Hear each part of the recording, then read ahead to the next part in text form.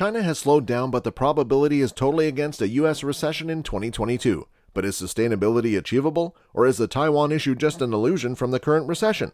Let's find out. While inflation is globally very high, in the U.S. it is actually the highest thing in 40 years. However, unemployment has remained lowest in the last 40 years. The ratio of vacancies to unoccupied workers is the highest that's ever been at almost 2 vacancies for every unemployed individual. Given that it's been only 2 years since the exceptionally sharp pandemic recession, recovery has been swift. So, how practical are these recessionary concerns for the U.S.? There are some things to worry about, like the Federal Reserve raising interest rates and the chance of surprises from countries like China, but the possibilities are against a recession in 2022. Well, a lot of Americans polled in a modern survey said they think they are already in recession. Demand growth is strong and interest rates have also been regulated quite aggressively, but they are still lower than neutral. Even if interest rates remain to be increased at the rate expected, by the end of 2022 they'll stay lower than neutral. This also means a voice for expansion inside of contraction. The probability for a U.S. recession in the next 2 or 3 years are higher than normal, but the realities are not that high. If a recession has to happen, it would be the result of the Reserve raising interest rates and extending monetary policy. If it happens, the most impacted foreign countries would involve rising market debtors with extremely high ratios of debt to GDP or exports, especially debt denominated in dollars. Developing market countries with low levels of resources and high levels of dollar debt would be in problem if the United States went into recession. Many people are also wondering what explains the recent U.S. crisis in baby formula, and what does this reveal about the sustainability of international supply chains. The unexpected cause is because of the leading producers. There are only 4 major baby formula producers in the U.S., which had to recall their product due to the discovery of bacteria in their single plant. Such recalls are regular, but the acute deficit which happened is proof in favor of globalization, not against it. If we had free global markets, we'd be importing most of the shortfall and the crisis wouldn't develop. But the U.S. is not alone in this. It has important protectionist boundaries against importing dairy products in public. They have detailed tariffs, Buy American rules for general money spent on this, and extremely strict sanitary principles. Well, with globalization, surprises that happen around the world, like the pandemic, can prepare a domestic economy quite weak. But many shocks happen within a country too, like the baby formula recall, which indicates how more globalization and global trade would make our supply chains more resilient. China's economy has already slowed down, mainly due to their zero-COVID policy and shutdowns. You can see more such statistics from China. This creates a huge difference to the world. The worst hit will be nations that are exporting to China, especially those who export specific minerals and agri-products from South America and Africa. A Chinese slowdown contributes to the chance of a world recession, which also includes the USA. Knowing about the global energy disruption caused by Russia's attack on Ukraine, how important sustainability can be to economic planning today. Sustainable economics is just as valuable and just as attainable. There are 6 policies to prevent the import of fossil fuels from Russia, putting a cost on them, while proceeding with the energy transition and decreasing global warming. These involve high tariffs on imports of oil from Russia, ending subsidies to the consumption of coal and other fossil fuels, increasing taxes on retail refined petroleum products. The U.S. has much poorer taxes than European countries, or is organizing a carbon tax, creating more careful regulation to cut methane emissions in fracking, going on to decrease the prices of renewable energy and keeping nuclear power plants open. European nations have been shutting these, but they pay off economically while giving the West an option to Russian oil and win in terms of greenhouse gas emissions. China's economy has admired decades of enormous growth due to its low-cost exports of machinery, equipment, and consumer products. As a result, China is also the world's biggest economy.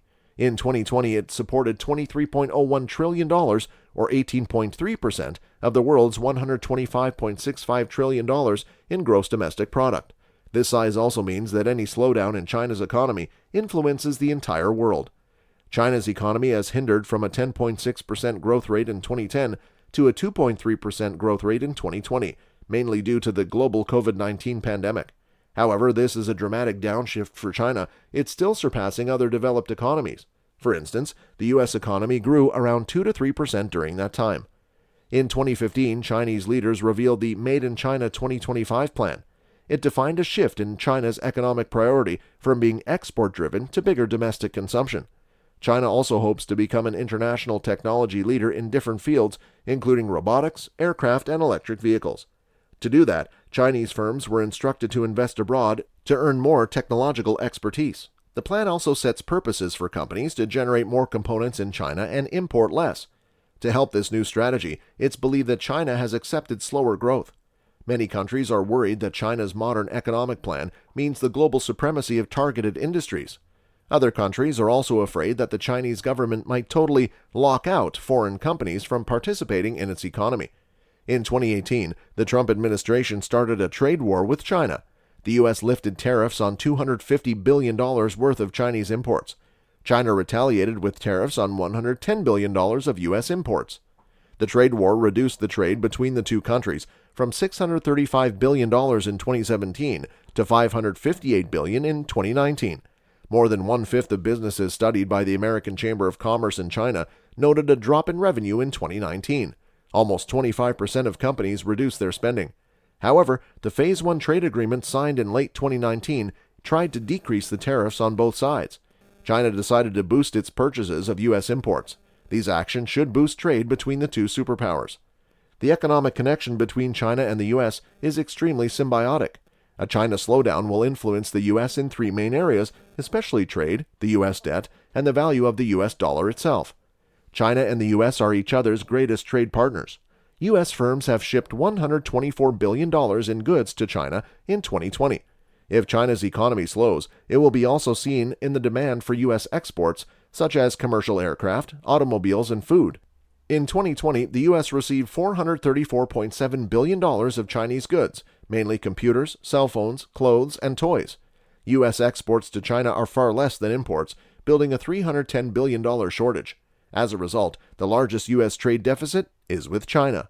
Many Chinese imports are from U.S. factories that send raw materials to be developed at a lower cost.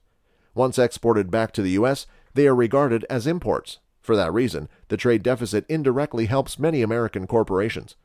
China's development slowdown could also influence America's ability to hand out new debt. China is the second largest owner of U.S. treasuries. As China's exports to the U.S. decline, its government has limited dollars on hand to buy treasuries. The Chinese government gets these dollars from Chinese firms that earn them as payments for their exports.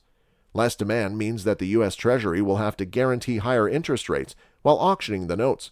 This puts more pressure on U.S. interest rates because banks base their mortgage interest rates on the 10-year Treasury earnings. Higher interest rates might also hinder Congress from gaining federal spending. This would also slow the U.S. economic growth. As China's desire for U.S. treasuries falls, the demand for the dollar will also see a decline. Treasuries are one measurement of the dollar's price. As a result, the price of the dollar against the yuan could also decrease. As the dollar weakens, retail prices for imports will enhance. This is especially true for oil and gasoline. These contracts are priced in dollars. If the dollar weakens, the oil exporting nations could lower output to put up the price and equalize the dollar's decline. At the same time, a weak dollar would help U.S. exporters because their products would cost less in foreign markets. As China's economy slows down, it will influence trade, the U.S. debt, and the dollar's value. But how can you protect yourself from all these events? The best option is a mixed portfolio because not all the assets' movements associate with each other. When the value of one increases, the value of the other falls. A diversified portfolio lowers overall risk because some asset classes will get profit no matter what the economy does. Risk is also decreased because it's unique for any single event to wipe out a whole portfolio. A mixed portfolio is your best defense against any financial impact involving a slowdown in China's economy. What's your take on the upcoming future for America, especially if you talk about employment and inflation? Let us know in the comment section below. With that being said, it's time to end our today's video. Press the like button and subscribe to our channel for more interesting stuff.